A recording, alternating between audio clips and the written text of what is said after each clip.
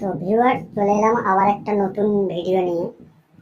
তো এই যে ডায়াগ্রামটা আপনারা দেখছেন, এটা দেখে আপনারা এখন কিছু বুঝতে পারবেন না। এটা বোঝার জন্য, এটা বোঝার অভিজ্ঞতা রাখার জন্য আমাদের ইনস্টিটিউটে আসতে হবে, SHR ইনস্টিটিউটে, যেখানে আপনাদের প্র্যাকটিক্যালি রিক্সা কন্ট্রোলার, চার্জার, এগুলো প্র্যাকটিক্যালি হয় না। কিছু কিছু ইনস্টিটিউট আছে, ইউটিউব চ্যানেল আছে, যারা বলছে আসুন চার্জার কন্ট্রোলার প্র্যাকটিক্যাল শিখে যান। দেখুন, প্র্যাকটিক্যাল আপনি কোথায় যাবেন, কোন কাজ শিখবেন? প্র্যাকটিক্যাল শেখার জন্য আপনার মোটরের কয়েল, চার্জারের কয়েল, যে ট্রান্সফর্মার চার্জার বা গাড়ির কাজ, এগুলোতে আপনার প্র্যাকটিক্যাল ফোকাস করতে হবে। আর ইলেকট্রনিক্সের উপরে, ইলেকট্রনিক্স যে কোনো কিট, যেমন কন্ট্রোলার, চার্জার, এগুলোতে আপনার থিওরি ফোকাস সব থেকে বেশি করতে হবে। তো যেমন এই দেখতে পাচ্ছেন, এগুলো এসএমডি ট্রানজিস্টার, আইসি থেকে পালস যাচ্ছে, ঠিক আছে, 14 ভোল্ট 5 ভোল্ট এসএমপিএস সেকশন থেকে আসছে, ঠিক আছে। এখানে 15 ওহমসের রেজিস্ট্যান্স দেওয়া আছে। এই যে মসফেটের গেটে যাচ্ছে, গিয়ে মসফেটটাকে সুইচিং করাচ্ছে। এটা আমি পুরোপুরি ডায়াগ্রাম দিতে পারলাম না, এর কারণ এটা তো আমাদের অ্যাড চলছে, বা জাস্ট ডেমো ক্লাস, আপনাদের ঠিকঠাক জায়গায় আসার জন্য, একটা দিশা দেখানোর জন্য ডায়াগ্রামটা তৈরি করা, ঠিক আছে। তো এই মসফেট কি, মসফেট কিভাবে কাজ করে এটা জানতে হবে। এটা না জানলে আপনি রিপেয়ারিং করতে পারবেন না। মসফেট কিভাবে চেক করতে হয় এটা আপনাকে ফার্স্ট জানতে হবে। রেজিস্ট্রেশন কি, রেজিস্ট্যান্স কিভাবে কাজ করে এটাও আপনাকে জানতে হবে। এই যে ট্রানজিস্টার কি, কত টাইপের হয় সেগুলো জানতে হবে। রেজিস্ট্যান্সও কত টাইপের হয় সেগুলোও জানতে হবে। মসফেট, তারপরে আপনি রিপেয়ারিং করতে পারবেন। এর এই যে 3টে পিন আছে, যেমন এখানে আপনার লেখা আছে মসফেট গেট, ড্রেন আর সোর্স।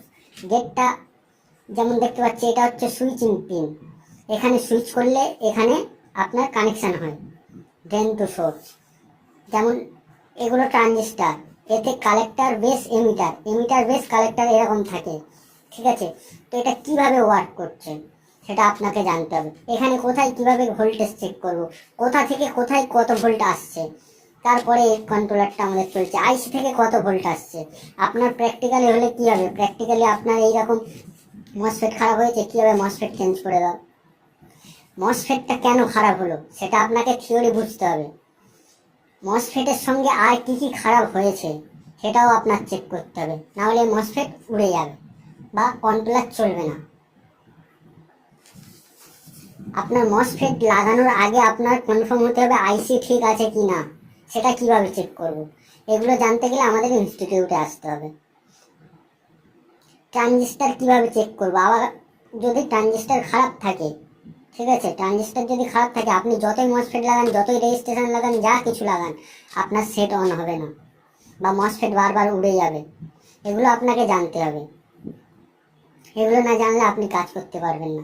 80% আপনার থিওরি লাগবে। আমাদের এখানে ডাটা শিট সহ হোয়াইট বোর্ডে আপনাদের বোঝানো হবে কিভাবে ওয়ার্ক করে, কিভাবে না করে, ঠিক আছে। তো এইরকম পুরোপুরি জানতে গেলে আমাদের ইনস্টিটিউটে আসতে হবে। আপনারা শুধু বলবেন যে আমরা প্র্যাকটিক্যালি কাজ শিখবো, এরকম দেখবো। দেখুন, ইলেকট্রনিক্স লাইনে প্র্যাকটিক্যালি কাজ হয় না, থিওরি বেশি দরকার। আপনাদের সঙ্গে আজ একটা কাজের কথা শেয়ার করি। আজ 2 দিন আমার একটা মাইক্রোটেকের চার্জার, আমার মানে কি বলবো, দিমাগ পুরো হেলিয়ে রেখেছে। এরকম ধরুন রেজিস্ট্রেশন আছে, রেজিস্ট্রেশনটা আমি বোর্ডে মাপছি, ঠিক আছে, কাটা নেই, ওপেন নেই, বাইরে রেখেও মাপছি, ঠিক আছে, কিন্তু ফল এই রেজিস্ট্রেশনটা, এটা যখন লাইনের মধ্যে আসছে না, রেজিস্ট্রেশনের কাজ কি এটা আপনার জানতে হবে, নাহলে আপনি প্রবলেম ধরতে পারবেন না।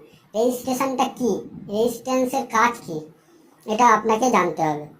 তো আমি এটা হালকা করে বলে দিচ্ছি। রেজিস্ট্যান্সের কাজ রোধ প্রতিরোধ করা। রোধ প্রতিরোধের মানে কোনো কিছুকে আটকানো। দেখা যাচ্ছে কোনো কিছুকে আটকানো বলতে, আমার এখান থেকে ধরুন এখানে আমার 10 ভোল্ট আছে, আমি একটা এখানে এলইডি জ্বালাবো 3 ভোল্টের। তো 10 ভোল্ট থেকে 3 ভোল্টের এলইডি জ্বালানোর জন্য আমি এখানে একটা রেজিস্ট্যান্স ইউজ করব। 1 রেজিস্ট্যান্স ইউজ করলে এখানে আমার 3 ভোল্টের এলইডিটা ঠিকঠাক চলবে। রেজিস্ট্যান্সের কাজ হচ্ছে ভোল্টেজকে কন্ট্রোল করা, সেজন্য রেজিস্ট্রেশন হিট হয়। যখন এর মধ্যে ভোল্ট পড়ছে, এটা হিট হচ্ছে, হয়ে কার্বন রেজিস্ট্রেশন তো একটু মানে কাজ কম করছে, এগুলো ধরতে হবে। এগুলো আপনার থিওরি জানতে হবে, প্র্যাকটিক্যাল জানলে হবে না। আপনি যখন থিওরি জানবেন কোন পার্টসের কী কাজ, কোন পার্টস কেন গরম হচ্ছে না হচ্ছে, এগুলো যখন আপনি জানবেন তখন আপনার কাজ করার সুবিধা হবে। ঠিক আছে, আপনাদের কাজ করার সুবিধা হবে। আর না হলে আপনি শুধু প্র্যাকটিক্যালের দিকে যাবেন, প্র্যাকটিক্যালি আপনি ঘেঁটে প্র্যাকটিক্যালি হয়ে যাবেন, কাজ করতে পারবেন না। ঠিক আছে, চলুন এই পর্যন্তই।